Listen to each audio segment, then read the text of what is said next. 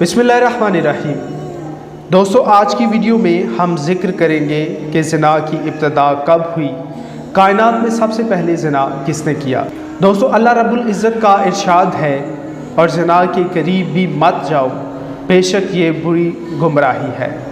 ज़िना शिर्क के बाद सबसे बड़ा गुनाह है और इस्लाम में उसके मुर्तकब के लिए सख्त सज़ाएँ मुतय्यन की गई हैं। हज़रत अब्दुल्लाह बयान करते हैं कि मैंने रसूल करीम सल्लल्लाहु अलैहि वसल्लम से पूछा कि कौन सा गुनाह अल्लाह के नज़दीक सबसे बड़ा है।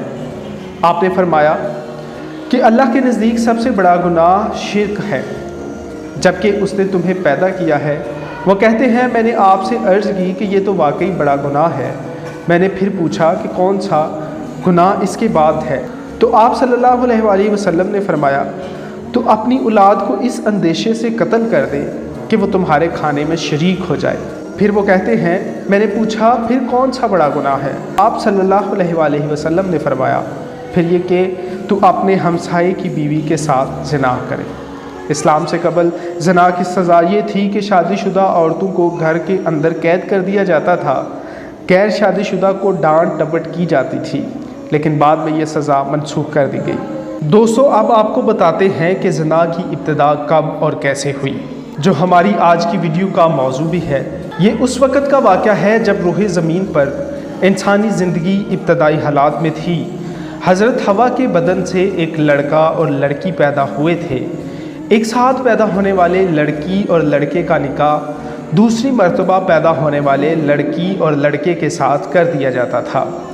हाबील और कबील दोनों हज़रत आदम अलैहिस्सलाम के बेटे थे। जब ये दोनों जवान हुए, दस्तूर के मुताबिक हज़रत आदम अलैहिस्सलाम ने कबील का निकाह आवाज़ा के साथ करना चाहा, जो हबील के साथ पैदा हुई थी। तो कबील इस बात पर रज़ामंद नहीं हुआ, क्योंकि अकलीमा आवाज़ा के मुकाबले में ज़्यादा खूबसूरत थी, जो कबील के साथ पैदा हुई थी। आदम अलैहिस्सलाम ने कबील को समझाया कि ये अल्लाह का हुक्म है, लिहाजा तुम ये बात मान लो, अकलीमा तुम्हारे साथ पैदा हुई है, इसलिए वो तुम्हारी बहन है, इसके साथ तुम्हारा निकाह नहीं हो सकता। मगर कबील अपनी बात पर अड़ा रहा। बिलाखिर हज़रत आदम अलैहिस्सलाम ने दोनों भाइयों को हुक्म दिया कि तुम दोनों अपनी अपनी कुर्बानियाँ अल्लाह के हुजूर पेश करो। जिसकी कुर्बानी कबूल हो गई वही अकलीमा से निकाह करने का हकदार होगा। इस ज़माने में कुर्बानी की मकबूलियत की इलामत ये थी कि लोग अपनी कुर्बानियाँ पहाड़ों पर रख देते थे और आसमान से आग आकर उन्हें खा जाती थी। कबील खेती बाड़ी करता था और हबील जानवर पालता था। चनाचे कबील की गंदम की बालियाँ और हबील ने खूबसूरत मोटा ताज़ा बैल कुर्बानी के लिए पहाड़ पर रख दिया और अल्लाह ताला से दुआ मांगी कि या अल्लाह हमारी कुर्बानी को कबूल फरमा।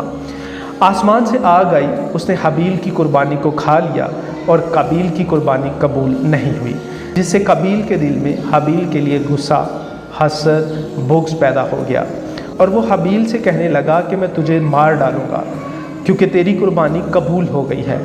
हबील ने कबील से कहा कि अल्लाह ताला परहेज़गारों की कुर्बानी कबूल करता है। अगर तू मेरे कत्ल के लिए मुझ पर हाथ उठाए तो मैं तुझ पर हाथ नहीं उठाऊँगा, क्योंकि मैं अल्लाह से डरता हूँ। कुर्बानी देकर दोनों भाई हज़रत आदम अलैहिस्सलाम के पास आए। आदम अलैहिस्सलाम ने फरमाया, कबील तेरी बहन अकलीमा हबील पर हलाल हुई और तुझ पर हराम। कबील मायूस हो चुका था कि अकलीमा इसके निकाह में नहीं आ सकती, इसलिए वो हबील को मारने की तलकीन में रहने लगा। इस दौरान जब हज़रत आदम अलैहिस्सलाम मक्का चले गए तो एक दिन कबील ने देखा कि हबील सो रहा है, तो सोचने लगा कि इसे किस तरह से मारूं, क्योंकि इस ज़माने में किसी ने किसी को नहीं मारा था। तो शैतान ने देखा कि इसे कत्ल करने का तरीका नहीं आता, तो उस लाइन ने जानवर पकड़ा तो उसका सर एक पत्थर पर रखकर दूसरा पत्थर ज़ोर से उसके सर पर दे मारा। वो जानवर उसी वक्त मर गया। ये तरकीब देखकर ने अपने भाई के साथ यही किया, पत्थर उठाकर हबील के सर पर दे मारा और अपने बेगुनाह भाई हबील को कत्ल कर दिया। हबील के कत्ल के बाद कबील सोचकर बेहद परेशान हुआ कि अब इस लाश का क्या करे। ये रूह ज़मीन पर किसी इंसान का पहला कत्ल था, क्योंकि इससे पहले कोई आदमी मरा ही नहीं था। इसलिए कबील हैरान और परेशान था कि भाई की लाश को क्या करूं।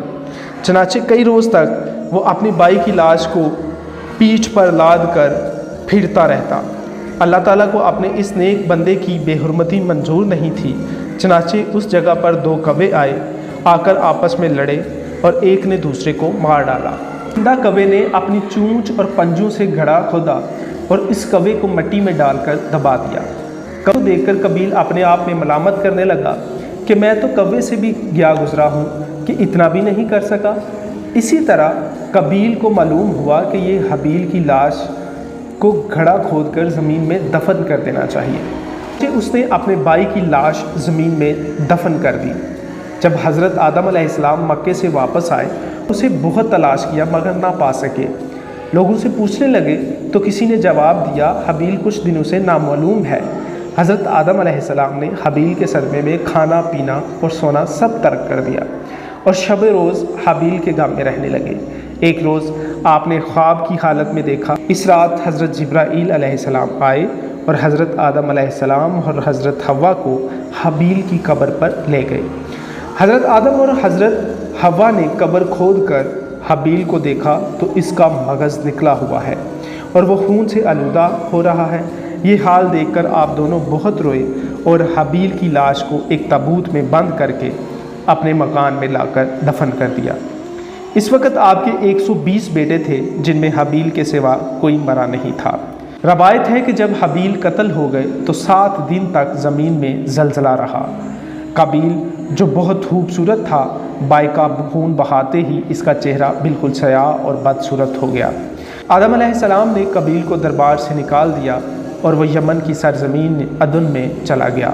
वहाँ इब्लीस इसके पास आकर रहने लगा कि हबील की कुर्बानी को आग ने इसलिए खा लिया था क्योंकि वो आग की पूजा करता था, लिहाजा तू भी आग की पूजा किया कर।